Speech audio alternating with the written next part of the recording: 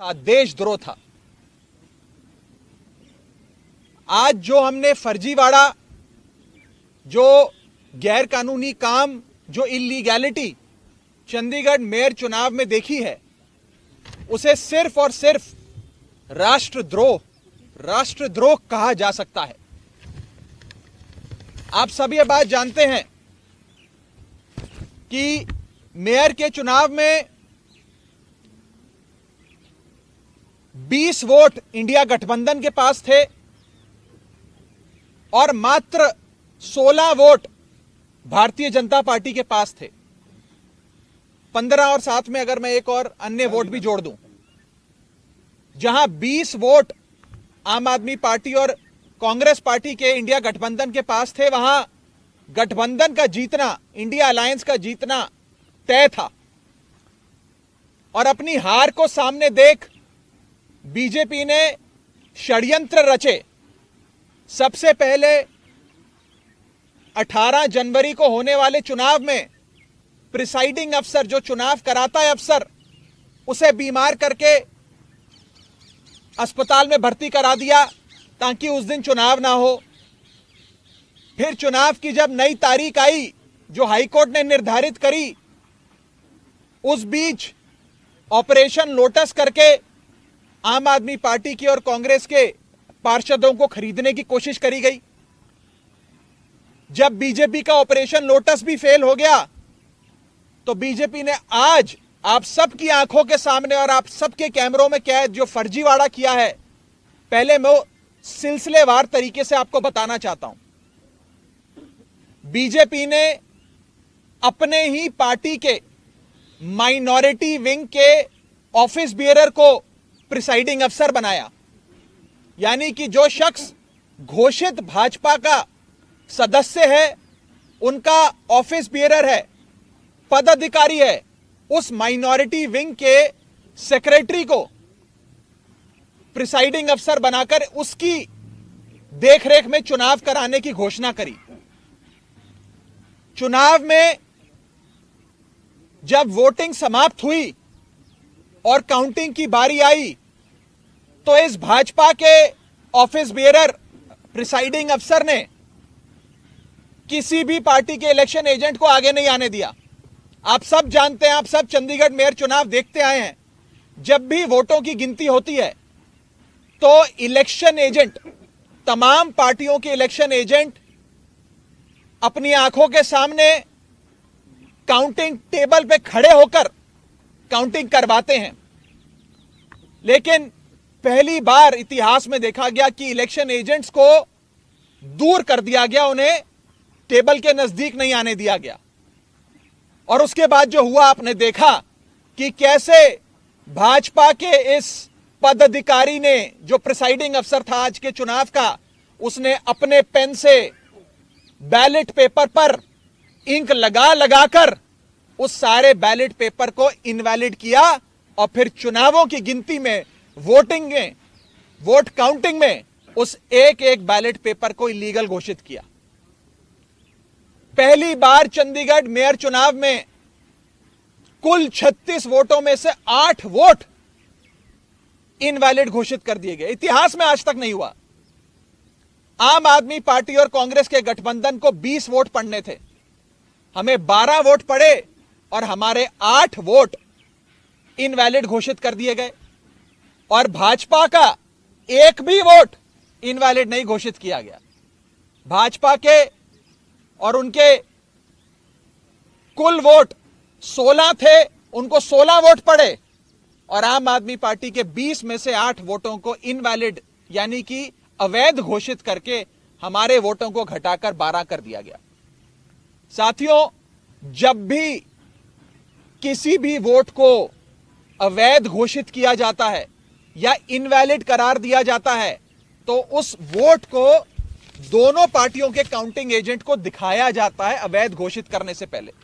यह dummy ballot paper है जो मैं आप सबके सामने लाया हूं।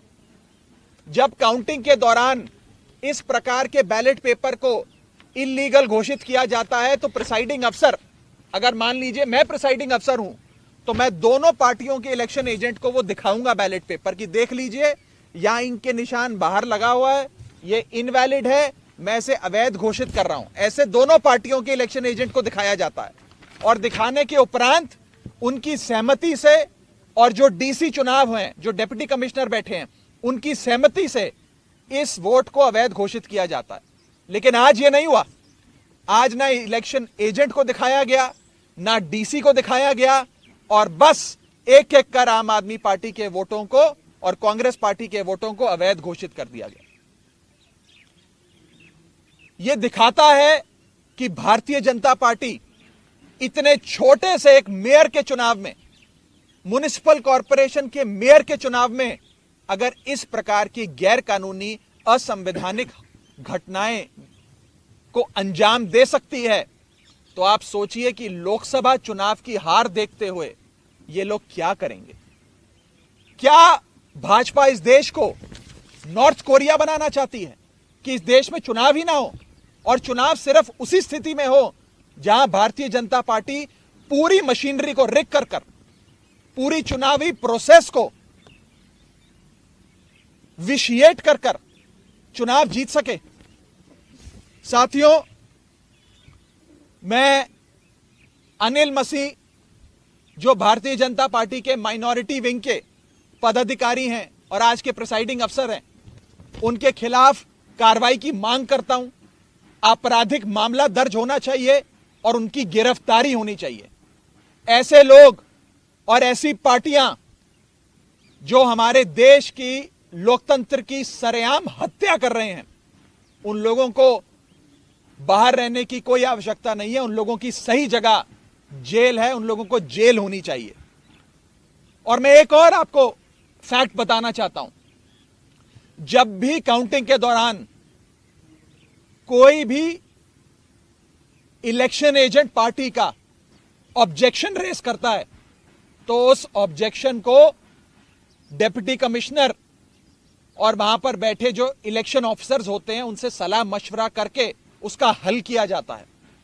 आज पूरे सदन में हंगामा चल रहा था, लोग आपत्ति दर्ज कर रहे थे, प्रिसाइडिंग अफसर के कंडक्ट पे सवाल खड़े कर रहे थे, लेकिन प्रिसाइडिंग अफसर इलेक्शन कराते रहे, काउंटिंग करते रहे, और जैसे ही बीजेपी के कैंडिडेट को उन्होंने घोषित किया बतौर विजेता, उसके बाद जितने भी बैलेट पेपर थे काउंटिंग के, उन्हें जल्द से जल्द हटाकर एक कमरे में लॉक कर दिया गया। न जाने उन बैलेट पेपर्स के साथ इन लोगों ने आगे क्या किया होगा। बैलेट पेपर तक किसी पार्टी के किसी प्रत्याशी को, किसी काउंसलर को नहीं दिखाया गया। बैलेट पेपर तक गायब कर दिया गया है। यह आज सरेआम देश का एक महत्वपूर्ण शहर चंडीगढ़ में आप सबकी आंखों के सामने घटा है। मैं बस इतना ही कह सकता हूं कि भारतीय जनता पार्टी इंडिया गठबंधन से इतना घबरा गई है, इतना डर गई है कि अब वो इस प्रकार की असंवैधानिक घटनाएं, गैर कानूनी घटनाओं को अंजाम दे रही है। मैं सीधा बस इतना कहना चाहता हूं कि भारतीय जनता पार्टी ने जो आज चंडीगढ़ मेयर चुनाव में किया है, वो सीधा सीधा देशद्रोह है। यह देशद्रोह से कम चीज नहीं है, और इन लोगों के खिलाफ कार्रवाई होनी चाहिए। नहीं तो इस देश के आम आदमी का लोकतंत्र से और चुनावी प्रक्रिया से विश्वास उठ जाएगा। मैं आगे अनुरोध करूंगा कांग्रेस पार्टी के वरिष्ठ नेता पवन बंसल जी को कि वो आपको संबोधित करें। धन्यवाद दोस्तों। जो आज म्युनिसिपल कॉर्पोरेशन चंडीगढ़ के बीच में हुआ है, ऐसा जंगल राज का नाच कभी कहीं नहीं देखने को मिला होगा। आदमी कल्पना भी नहीं कर सकता था कि इस हद तक भारतीय जनता पार्टी बुखलाकर अपनी हार अपने सामने देखती हुई इस हद तक पहुंच जाएंगे। बिल्कुल स्पष्ट तौर पे पहले दिन से जब 10 तारीख को इलेक्शन डिक्लेयर हुए थे, वो जानते थे कि उनके पास 15 हैं, 14 उनके अपने काउंसलर, एक एमपी, और अगर एक अकाली दल उनके साथ वोट डालें तो एक वो, और इधर कांग्रेस और आम आदमी पार्टी के पास 7 और 13 मिला के 20 कैंडिडेट बनते थे। आपस में हमारा फैसला हुआ था कि जैसे पहले by default Bharatiya Janata party को जीतने दिया, हम लोगों ने गैर हाजिर रहकर, इस बार ऐसा नहीं करेंगे।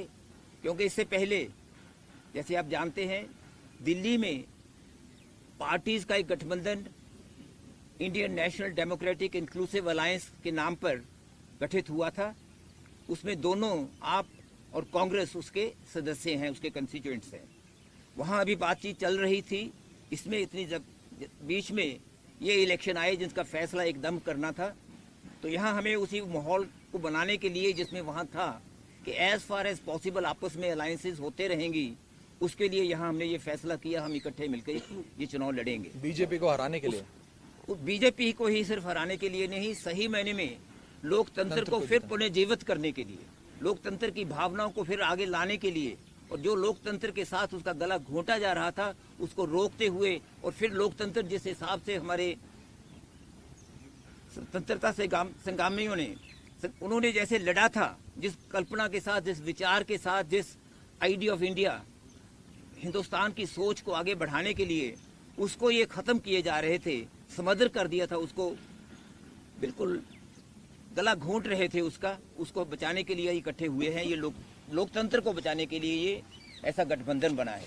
उसकी शुरुआत आप जानते हैं सब चंडीगढ़ से यहाँ होनी थी और हो रही थी। पिछले दिनों में पहले तो आप जानते हैं कि 18 तारीख को क्या हुआ।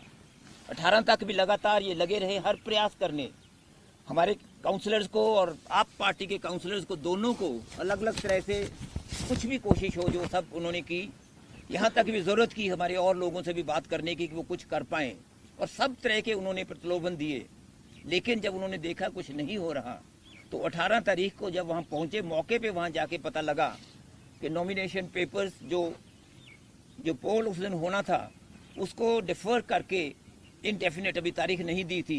क्यों? क्योंकि श्री अनिल मसीह इनके जो अपने नॉमिनेटेड काउंसलर हैं, शायद आज तक उनका नाम नहीं पहले आपने सुना होगा, 18 से पहले उनको इन्होंने नॉमिनेट किया था एज प्रिजाइडिंग ऑफिसर।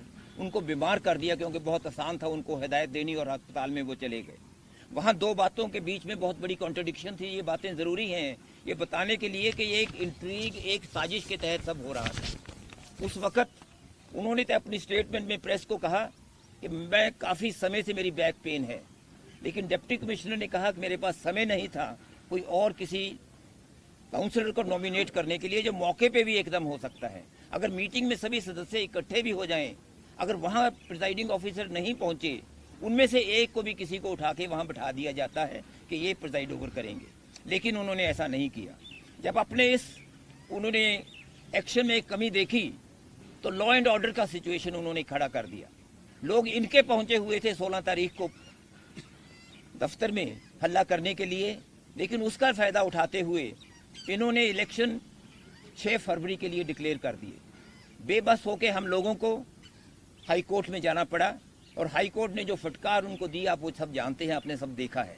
और उसके हाई कोर्ट के हिदायत पर ये आज हुआ कि आज इलेक्शन 30 तारीख को तय हुए। हाई कोर्ट ने ये ज़रूर कहा था कि जो काउंसलर्स हैं उनके साथ उनके समर्थक कोई ना आए, लेकिन हाई कोर्ट ने ये नहीं कहा था कि वहाँ मीडिया भी नहीं पहुँचे। इन्होंने ये पहली बार, और चीज़ों के साथ साथ एक पहली बार ये किया कि मीडिया को भी वहाँ आने नहीं दिया, मीडिया बाहर रहे। और उन्होंने, जो मैं फिर कह रहा हूँ कि वो कल्पना भी नहीं हो सकती थी। हमें ख्याल आता था दिमाग में भी ऐसी क्या चीज़ है कि जब इनके तावड़े जी यहाँ आए वो कह रहे थे कि हम जीतेंगे, हर हालत में जीतेंगे, आप आश्वस्त रहिए कि हम जीतेंगे। अपने काउंसलर्स को कह रहे थे भी क्या ऐसी चीज़ है जिससे वो करेंगे। सब प्रयास उनके विफल रहे। तो उन्होंने आज जब चुनाव शुरू हुए उस वक़्त, अगर आप एक पता नहीं शायद गलती उनसे हो गई, जिसने वो की होगी उसको भी सज़ा देंगे ये लोग, वो सारे का सारा इन्होंने लाइव स्क्रीन पे दिखाना शुरू कर दिया। और वो लाइव स्क्रीन पे हम लोगों को बाहर सभी को देख रहा था, आप भी देख रहे होंगे उसको। उसमें एक एक नॉमिनेशन पेपर पे अगर आप गौर से देखें, मैं उनका धन्यवाद करता हूं जिन्होंने, दोस्तों ने वो उसको पकड़ा। एक एक नॉमिनेशन पेपर पे एक साइड पे थोड़ा सा निशान लगा के दूसरी तरफ हस्ताक्षर करते हैं। हमने डिप्टी कमिश्नर से पहले रिक्वेस्ट की हुई थी कि ये जो प्रिजाइडिंग ऑफिसर हैं उनके पास पेन अलग रंग का होना चाहिए, हरे रंग का उनके पास पेन होना चाहिए, ताकि ऐसा ना हो कि वही कोई निशान लगा दें जिसका हमें डर था वो करें। हमने ये ज़रूर सुनिश्चित किया। कि बैलेट पेपर देने से पहले ऐसा ना कर दें। लेकिन जब बैलेट पेपर वहां पहुंचे, एक नॉर्मल प्रोसेस है, वो नॉर्मल डेमोक्रेसी का अधिकार है पार्टीज का, इलेक्शन लड़ने वालों का, कि अपना एक काउंटिंग एजेंट वहां मौके पे बिठाते हैं। काउंटिंग एजेंट आगे होते हैं, दोनों कैंडिडेट अपना अपना एक नामजद कर देते हैं, वो वहां आके वहां वो देखते हैं, एक एक पेपर को वो देखते हैं, फिर वो देखते हैं भी हाँ ये इनवैलिड है। लेकिन इस केस में क्या हुआ, जो काम सेक्रेटरी या किसी और ऑफिसर का होना था म्युनिसिपल कॉर्पोरेशन में, वो भी उन्होंने प्रिजाइडिंग ऑफिसर ने खुद ले लिया। बैलेट पेपर निकाल के बाहर रखे, एक एक को खुद खोला, खोल के देख रहे थे हम उनके चेहरे पे क्या रंग उड़ रहे थे। वो देख रहे थे ये भारतीय जनता पार्टी हार रही है, और ये आपका जो कैंडिडेट मेयर का था, हमारे कांग्रेस के होने थे senior deputy mayor and deputy mayor, आपस में ये समझौता था। जो ये कैंडिडेट हमारे साझे कैंडिडेट मेयर के लिए थे, देख रहे थे उनको वोटें ज़्यादा, उनके साझे कैंडिडेट मेयर के लिए थे, देख रहे थे उनको वोटें ज़्यादा, उनके चेहरे पे देखने को पता लगता था, उनके हाथ कांपने में पता लगता था। उन्होंने वो 2 बार ऐसे ऐसे करके रख दिए। बाद में उन्होंने फिर, वो ऐसा नहीं होता, बाद में उन्होंने फिर उठा के एक पे निशान लगाया साइड पे, और वहाँ हस्ताक्षर करके रख दिए, उनको रिजेक्ट करते रहे, दूसरे 2 ट्रेज में रख दिए। रिजल्ट वो हुआ जो राघव जी ने कहा है, 12 और 16 रहे, 8 वोटें पहली बार, यानी कि 25% से ज़्यादा वोटें रिजेक्ट हुई हैं इनवैलिड होके। आज तक जहां बिल्कुल अनपढ़ लोग भी वोट डालते हैं, वहां भी ये कभी नहीं होता, वहां कभी नहीं देखने को आया कि इतनी बड़ी परसेंटेज पे वोट्स रिजेक्ट हुई हो। बिल्कुल बेशर्मी के साथ उन्होंने वो आज किया जो लोकतंत्र में नहीं होता। एक पहले से साजिश थी, जब जो पहले दिन से सोच रहे थे कि हम कुछ भी हो ये चुनाव जीतेंगे, और हमारे दूसरों ने एकदम वहां प्रोटेस्ट किया। और एक दिलचस्प बात यह है कि जो उनके अपने जिनको उन्होंने बिठा दिया उसकी कुर्सी पे, मैं ये नहीं कहता कि वो चुने गए शब्द गलत होगा, उनको जो जबरदस्ती वहां बिठा दिया गया, imposter, I am using that word with responsibility, एक imposter, a person who usurped the authority of the mayor, उसको वहां बिठा, एकदम पास खड़े हैं, एक सेकंड में अगर आपने देखा होगा वो एकदम वहां कुर्सी पे बैठ गए। नहीं तो क्या होता है, वो ऐलान करते हैं, सामने से वो उठ के आते हैं, उसके साथ दूसरे सदस्य उनको लेके आते हैं, उनको कुर्सी पे बिठाते हैं, फिर वो आगे कॉन्डक्ट करते हैं इलेक्शन। ये नहीं हुआ। और बैलेट पेपर्स का क्या हुआ वो बिल्कुल हमें किसी को मालूम नहीं। इतने लोग उस पे टेबल पे भारतीय जनता पार्टी के चढ़ गए, ऐसा माहौल उन्होंने अफरा तफरी का वहां कर दिया कि किसी बात का वहां नहीं होता। हमारे सदस्यों ने सभी ने 20 के 20 ने इकट्ठे होके दूसरे दोनों कैंडिडेट्स वाला इलेक्शन पोस्टपोन, उसको प्रोटेस्ट में हमने हिस्सा नहीं लिया, क्योंकि अगर उसमें हम हिस्सा लेते तो हम ये बात कबूल कर लेते कि ये मेयर हैं। ये अच्छा नहीं लगता कहते हुए, लेकिन ये सत्य है, ये सच्चाई है, हमें कहना होगा कि इस वक्त उस मेयर को माना नहीं जा सकता। मेयर एक साजिश के तहत है, देशद्रोह जैसे कहा राघव जी ने, वो सचमुच एक देशद्रोह है।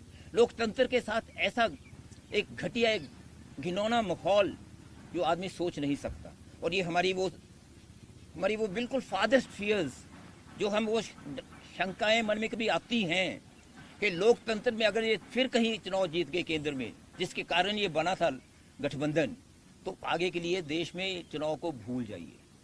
हमेशा लोग बात करते थे ईवीएम की, दोनों तरह के विचार होते थे, पार्टीज के अंदर भी दोनों विचार होते थे, लेकिन आज तो कुछ भी कह दें सब सच नजर आएगा कि ये अपनी सत्ता में रहने के कारण के लिए कुछ भी कर सकते हैं, किसी हद तक भी जा सकते हैं, ये बिल्कुल स्पष्ट उससे है।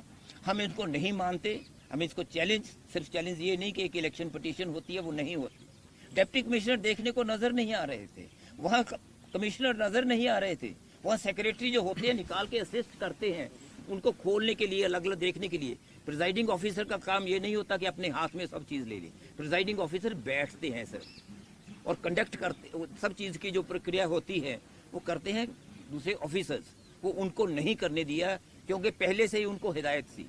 एक ऐसे प्लायबल टूल थे उनके हाथ में जो इस चीज के मैं कहता हूँ काबिल नहीं थे, लेकिन काबिल ही नहीं, सिर्फ इसमें आज सहयोगी हो गए हैं उस अबेटमेंट में, उस क्राइम, उस अपराध में जो भुलाया नहीं जा सकता, जिसकी सजा जरूर मिलेगी। हम सब तरह से उसमें अपने जो भी कार्रवाई होगी करने की करेंगे।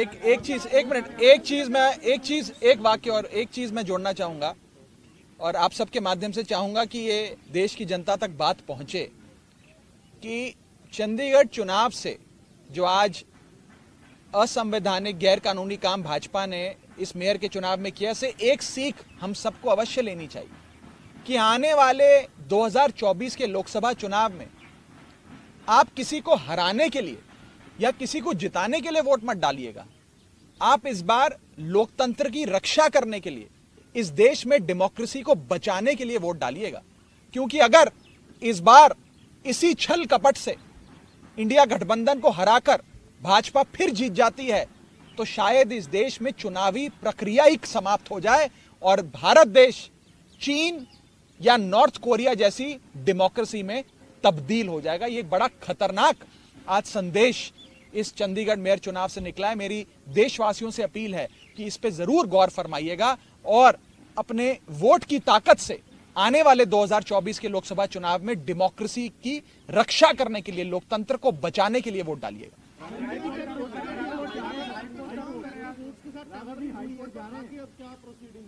देखिए, अभी हम अपने कांग्रेस पार्टी, आम आदमी पार्टी मिलकर बैठेगी। आगे क्या सड़क से लेकर, कोर्ट से लेकर संसद तक क्या लड़ाई लड़नी है उसकी रूपरेखा बनाएंगे और अवश्य न्यायपालिका का दरवाजा भी जरूर खटकाएंगे। आप सब जानते हैं कि 18 जनवरी का चुनाव जब पोस्टपोन हो गया तो उसकी नई तारीख फरवरी में चंडीगढ़ एडमिनिस्ट्रेशन ने घोषित करी। उस तारीख को जल्द लाने के लिए, इलेक्शन को जल्द कराने के लिए भी, हमें न्याय लेने के लिए भी पंजाब हरियाणा हाईकोर्ट का दरवाजा खटखटाना पड़ा था। और आज भी न्याय पाने के लिए हमें अगर कोर्ट का दरवाजा खटखटाना पड़ेगा तो हम जरूर कोर्ट जाएंगे और न्याय की गुहार लगाएंगे। जब करेंगे तो बता देंगे।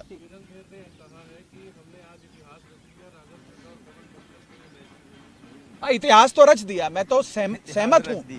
आज जो सांसद चंडीगढ़ से जो है किरण खेर जी, उन्होंने कहा कि हमने इतिहास रच दिया और ये राघव चड्ढा और पवन बंसल के लिए संदेश है। मैं और बंसल साहब दोनों हाथ जोड़कर कबूलते हैं, आप लोगों ने तो इतिहास रच दिया, लेकिन इतिहास राष्ट्रद्रोह करने में रचा है। आपने इतिहास असंवैधानिक गैर कानूनी काम करने में रचा है और आपने इतिहास लोकतंत्र की हत्या करने में रचा है। ऐसा इतिहास रचना आपको और आपकी पार्टी को मुबारक। हमारी पार्टी अवश्य लोकतंत्र को जीवित रखने के लिए, उसे बचाने के लिए लड़ाई लड़ती रहेगी। ये सत्ता की बात नहीं है, इसमें यह नहीं कि मेयर आज इस पार्टी का है कि उस पार्टी का है, हम सत्ता में आ गए, वो सत्ता में आ गए। ये लड़ाई अब उससे कहीं बड़ी है, ये लोकतंत्र को बचाने की लड़ाई है। अगर आप खुद सोचिए कि एक मेयर जैसे छोटे से चुनाव में अगर बीजेपी ये हरकत कर सकती है तो 2024 के चुनाव में अपनी आंखों के सामने हार देख बीजेपी क्या क्या गैर कानूनी काम करेगी, आप इसका अंदाजा भी नहीं लगा सकते। आप कह रहे हैं कि आगे लोकसभा में ऐसा हो सकता है, तो आपकी क्या प्रिपरेशंस हैं? आप कैसे भाई हमें जैसे इलेक्शन भी ऐसा लग रहा था कि मेयर की इलेक्शन ही लोकसभा की इलेक्शन नहीं, आज नहीं कहा जा सकता भी आगे को क्या करेंगे। आज तो पहला दिन है। आज तो मेयर के अभी हमारे काउंसलर्स वहाँ धरने पे बैठे हैं, अभी तो धरने पे वहाँ बैठे हैं। हम देखेंगे उनका क्या रवैया रह रहा है। आगे हम क्या करेंगे 2024 का, वो इलेक्शन लोकसभा का, वो इस वक्त नहीं कहा जा सकता।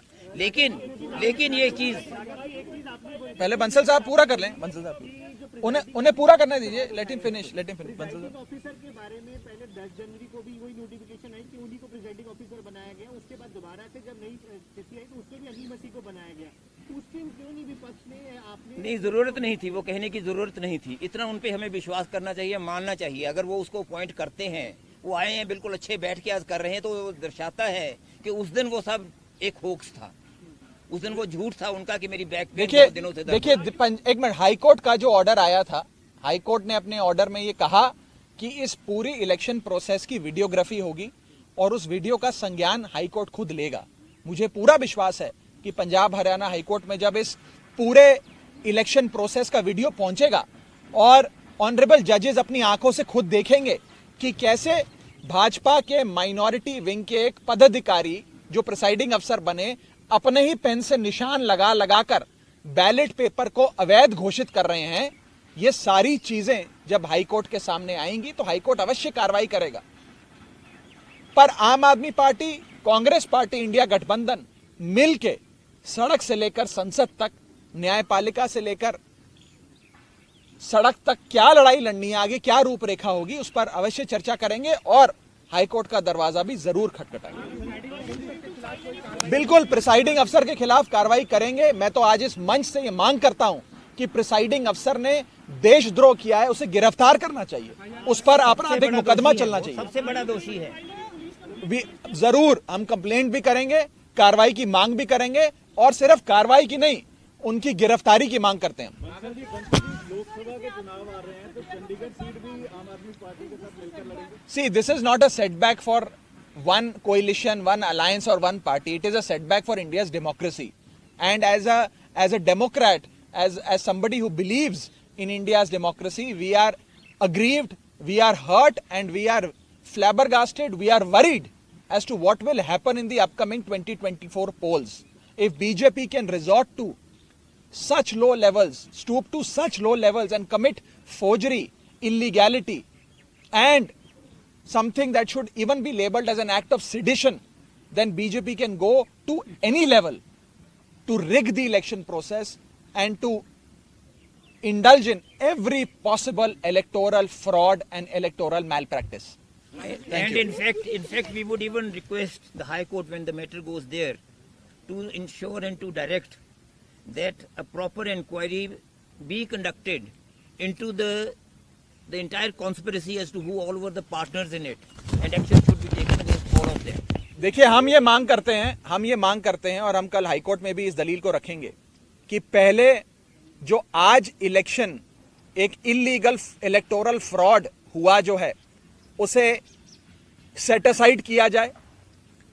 दूसरा, एक fresh election, free and fair election call किया जाए। और तीसरा, पंजाब हरियाणा हाईकोर्ट के द्वारा अपॉइंटेड एक रिटायर्ड हाईकोर्ट जज को प्रिसाइडिंग अफसर बनाकर पूरे इलेक्शन प्रक्रिया फिर से कराई जाए, ताकि इस बार कोई बीजेपी का पदाधिकारी प्रिसाइडिंग अफसर बनकर अपने ही हाथों से इंक लगाकर वोटों को अवैध यानी कि इलीगल घोषित ना करे और फ्री एंड फेयर इलेक्शंस हो। फ्री एंड फेयर इलेक्शंस और डेमोक्रेसी भारत के संविधान के बेसिक स्ट्रक्चर का हिस्सा है। अगर इस प्रकार से फ्री एंड फेयर इलेक्शंस और डेमोक्रेसी को समाप्त किया जाएगा तो यह भारत के संविधान पे चोट है। मुझे पूरा विश्वास है कि ऑनरेबल कोर्ट इसका संज्ञान लेकर उचित कार्रवाई इस विषय में अवश्य करेंगे। Thank you. दिल्ली की जो मेयर है वो भी सुप्रीम कोर्ट का रास्ता इख्तियार करती नजर आए। वो कहते हमें समितियों की पावर नहीं दी जा रही है। देखिए, भारतीय जनता पार्टी से, जैसा कि मैंने कहा, हर फोरम पे लड़ाई लड़नी पड़ेगी और इस देश के लोकतंत्र को बचाना पड़ेगा।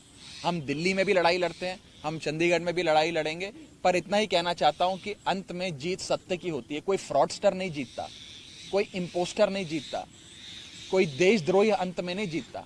इंडिया जीतेगा, इंडिया गठबंधन जीतेगा। ये मैं आपको पूरे विश्वास से कहना चाहता हूँ। Please don't ask such question. Thank you.